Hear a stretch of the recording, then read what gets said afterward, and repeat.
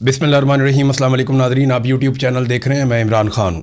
नाज़रीन, जेल में कैदी नंबर 804 के हवाले से मैं आपको एक ख़बर देता हूँ, और ये जो आपको मैं ख़बर दे रहा हूँ ये बिल्कुल कंफर्म है, मेरी बात हुई है बराह रास्त।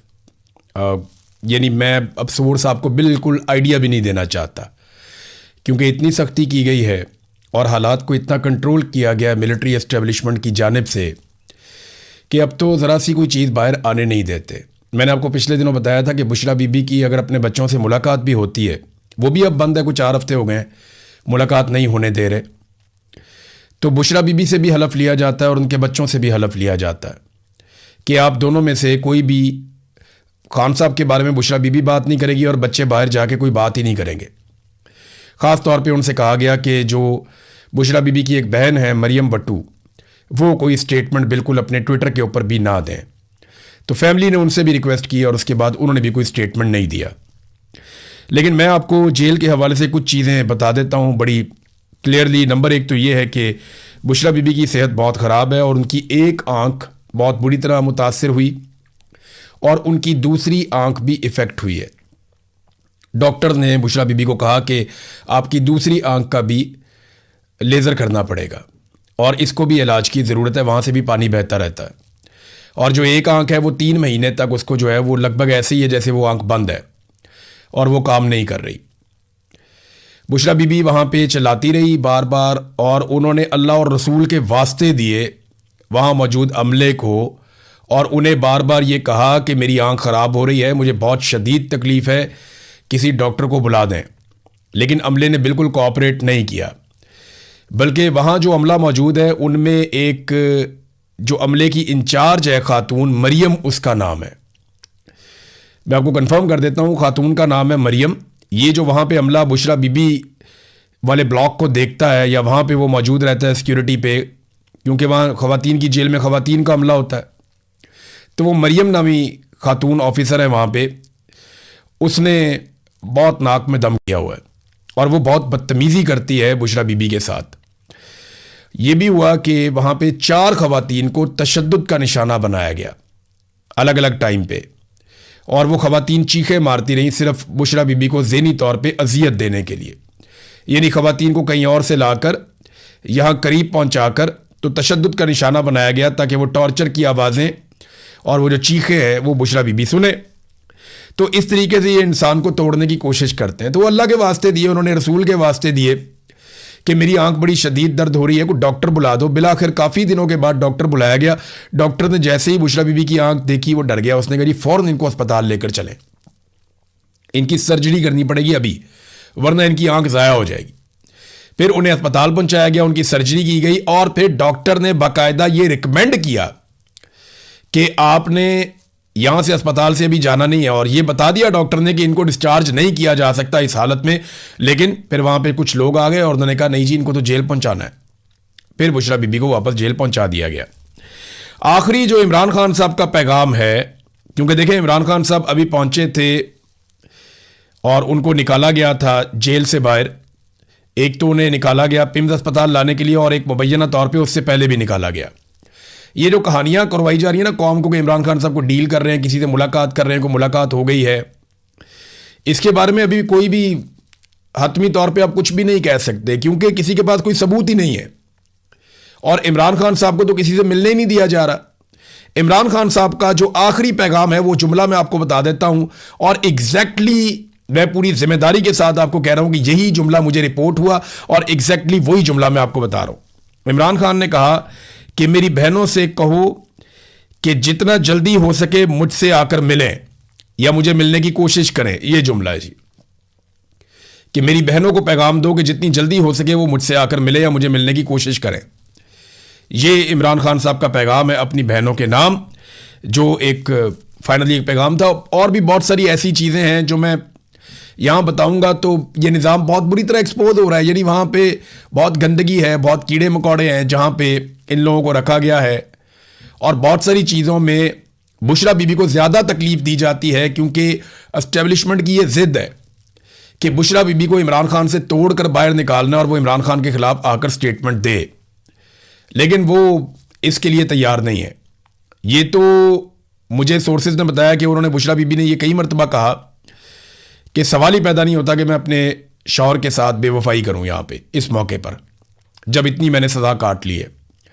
और इमरान खान साहब के बारे में कैटेगोरिकली मेरे सोर्स ने मुझे ये बताया कि इमरान खान तो इनको छोड़ने वाला नहीं है ऐसे। हाँ, ये ज़रूर है कि इमरान खान बात करना चाहता है, बातचीत करने के ज़रिए से इमरान खान रास्ता निकालना चाहता है। उसने बंदे भी नॉमिनेट किए हुए हैं कि फलाना फलाना बंदा बात कर सकता है, वो रास्ता निकालना चाहता है क्योंकि इससे ही पाकिस्तान आगे बढ़ेगा। लेकिन अगर किसी को ये लगता है कि इमरान खान माफ़ी मांग लेगा, इमरान खान सियासत छोड़ देगा या इमरान खान चुप करके बैठ जाएगा 3-4 साल के लिए, तो ये तो नहीं होना। ये तो इमरान खान, इसके ऊपर सवाल ही पैदा नहीं होता कि वो माने। तो ये जो पैगाम है इमरान खान का वन लाइनर, ये बात तो लगभग 2-3 हफ्ते शायद हो गए इस बात को, मेरे पास लेट पहुंची है, लेकिन ये पैगाम एज इट इज़ है इमरान खान साहब का कि मेरी बहनों को ये पैगाम दो या उनसे कहो कि जितना जल्दी हो सके मुझे मिलने की कोशिश करें या मुझसे मिलने आए। अब इमरान खान साहब की बहनें तो हर हफ्ते कोशिश करती हैं, पूरा जोर लगाती हैं, अदालतों में भी जाती हैं, सुप्रीम कोर्ट में भी मामला चल रहा है, वहाँ पे उन्होंने 3 हफ्ते का टाइम दे दिया है, तो वहाँ मुलाकात हो नहीं पा रही। पाकिस्तान में मिलिट्री एस्टेब्लिशमेंट और जो उनका बनाया हुआ रजीम है वो हर जुल्म करके देख चुका है, लेकिन वो पाकिस्तान को चलाने में मुकम्मल तौर पर नाकाम रहे। हाँ, उन्होंने ये ज़रूर किया कि डोनाल्ड ट्रंप से ताल्लुकात बना के डोनाल्ड ट्रंप के कहने के ऊपर ईरान को मनाने की कोशिशें की। यानी ये जो ईरान के और अमेरिका के मुज़ाकरात हो रहे थे, इसमें हम एक सालिस के तौर पे तो थे, लेकिन हम अमेरिका के पैगाम रसां थे। यानी हमारी कोशिश ये थी कि अमेरिका जो मांग रहा है वो हम ईरान को लेकर दें। जब कतरी आए तो उन्होंने ऐसी सालिसी की जिसमें ईरान को भी मिला, अमेरिका को भी मिला। यानी डोनाल्ड ट्रंप को कुछ फेस सेविंग मिल गई, जबकि ईरान को बहुत सारा कुछ मिल गया जो वो पहले उसका अंदाज़ा नहीं था उन्हें। पाकिस्तान जो है, पाकिस्तान की ऑफर के अंदर इतना कुछ नहीं था ईरान के लिए, लेकिन कतर की ऑफर्स के अंदर जो है वो ईरान के लिए बहुत सारा कुछ था। तो कतर ने ज़्यादा बेहतर मुज़ाकरात करवाए, उनका तजर्बा भी बहुत ज़्यादा है, पाकिस्तानियों का इतना नहीं है। लेकिन अगर आसिम मुनीर और शहबाज शरीफ डोनाल्ड ट्रंप का काम करने में कामयाब हो जाते, मुकम्मल तौर पे जो डोनाल्ड ट्रंप को चाहिए था, जो इन्होंने उससे वादे किए थे, अगर ये उसको एज इट इज़ वो सारा कुछ देने में कामयाब हो जाते, गो के इन्होंने कोशिश बहुत की, तो डोनाल्ड ट्रंप हो सकता है पाकिस्तान ही आ जाता ट्रॉफी उठाने के लिए। क्योंकि ट्रंप ने तो इनको कहा था मुझे यूरेनियम चाहिए, ट्रंप ने तो कहा था कि आप नए हुर्मुज़ को अनकंडीशनली वो खोल दें और मैं सिर्फ जंगबंदी करूंगा। शुरू तो यहां से हुआ था मामला जो पाकिस्तान ने किया था कि जनाब जंगबंदी कर दें सिर्फ, लेकिन बाद में जब कतरी आए तो ईरानियों की ज़्यादा बातें मानी गई और अमेरिकन की बहुत कम बातें मानी गई। तो पाकिस्तान के अंदर यह तकरीब नहीं हुई, इसका बड़ा अफसोस हुआ। फिर उसके बाद यह तकरीब चली जाती है स्विट्ज़रलैंड में, जिनीवा में, और फिर शहबाज शरीफ साहब तैयारी शुरू कर देते हैं कि मैं जाके वहाँ पे मेज़बान बन जाऊँगा और मैं मेज़बानी करूँगा और बाकी सारे जो हैं वो मेरे पीछे चलेंगे।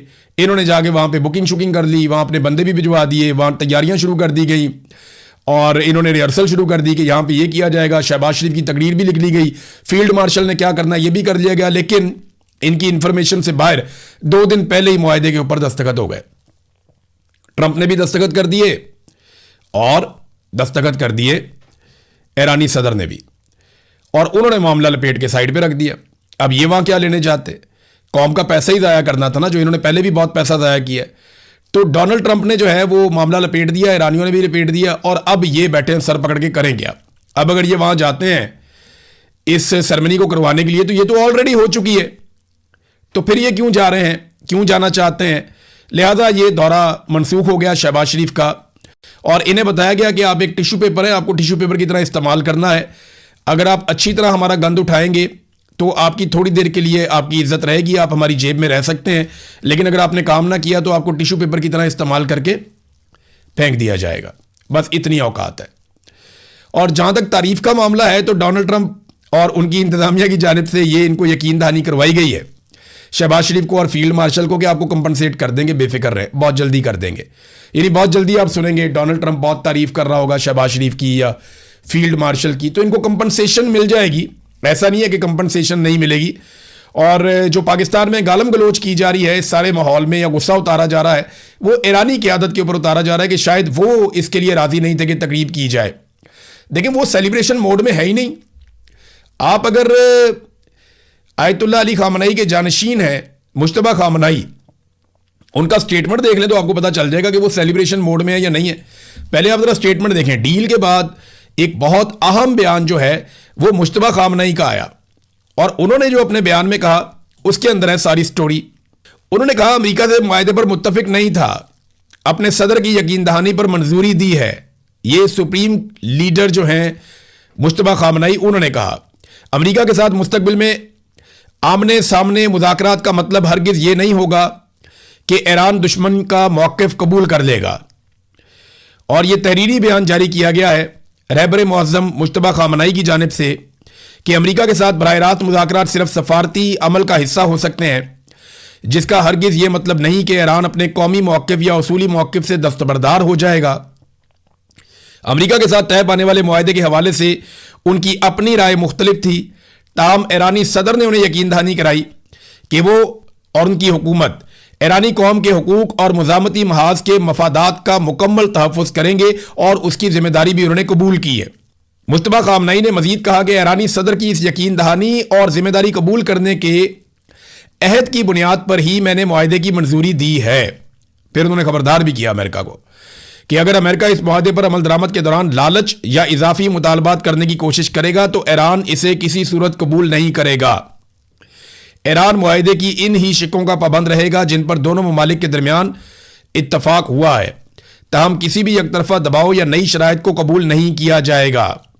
ये जनाब खामनई ने कह दिया। तो देखें, उनका तो मूड इस तरह का था, उनके सदर का आपने चेहरा देख लिया जब उन्होंने दस्तखत किए, वो बहुत संजीदगी में थे। हम सेलिब्रेशन मोड में चले गए थे, हमारे तो भंगड़े डाले जा रहे थे, डांस किया जा रहा था, यहाँ नाच गाना चल रहा था, घुंघरू तोड़ दिए थे नाच नाच के यहाँ पे टाउटों ने कि जनाब हमने पता नहीं क्या हासिल कर लिया है। वो जिनकी जंगबंदी हुई है, जिनके हजारों लोग शहीद हुए हैं, जिन्होंने इतनी खौफनाक जंग लड़ी है, उनके चेहरों के ऊपर बहुत संजीदगी है और मुश्तबा खामनई इसके लिए तैयार भी नहीं थे। ईरानी सदर ने इसके ऊपर अपना रद्द-ए-अमल दिया। जो ईरान के सुप्रीम लीडर ने स्टेटमेंट दिया, उसके ऊपर ईरानी सदर ने जो स्टेटमेंट दिया, उन्होंने कहा जी कि रहबर मुअज़्ज़म का पैगाम मुज़ाकरात के दौरान कौमी मफादात के तहफ़्फ़ुज़ के लिए एक रहनुमा रोड मैप है। हम इनके तहफ़्फ़ुज़ात और हदायत पर अमल दरामद करने के लिए खुद को पुरअज़म समझते हैं, यानी हम करेंगे वही जो हमें हमारे रहबर मुअज़्ज़म कहेंगे। फिर उन्होंने ये कहा कि हमने ये मिलकर फैसला किया था और हमने ये फैसला ईरानी कौम के मफाद के अंदर किया है और मुज़ामती महाज जितने भी हैं हमारे, उसकी जिम्मेदारी लेते हैं, उनका तहफ़्फ़ुज़ करेंगे। बिलाशुबा हुकाम के लिए रेड लाइन कौमी मफादात और बहादुर ईरानी कौम के वक़ार, इज़्ज़त और ताकत का तहफ़्फ़ुज़ है और मुज़ाकराती टीम की जानिब से गुफ्तगू की बारीकियों पर भरपूर तवज्जो और कादर मुतलक के फजलो करम पर पुख्ता उम्मीद के साथ एक अजीम फतह हासिल होगी इंशाअल्लाह। वो अभी उसी मोड के अंदर है और हम सेलिब्रेशन मोड में चले गए थे, जो ईरानियों को ज़्यादा बात पसंद नहीं आई। उन्होंने कहा जी हमारे यहाँ पे इतने बंदे शहीद हो गए हैं और ये इतना संजीदा मामला है और ये खित्ते के चौधरी बनने के चक्कर में वहाँ पे तकरीबात मुनक्कद कर रहे हैं। इन्होंने वहाँ डोनाल्ड ट्रंप की तारीफ़ों के ज़मीन आसमान के कलाबे मिला देने थे। ईरानियों ने वहाँ बैठ के मुँह देखना था कि ये क्या कर रहे हैं। उधर डोनाल्ड ट्रंप ने जो है वो अपना कोई खेल खेल देना था।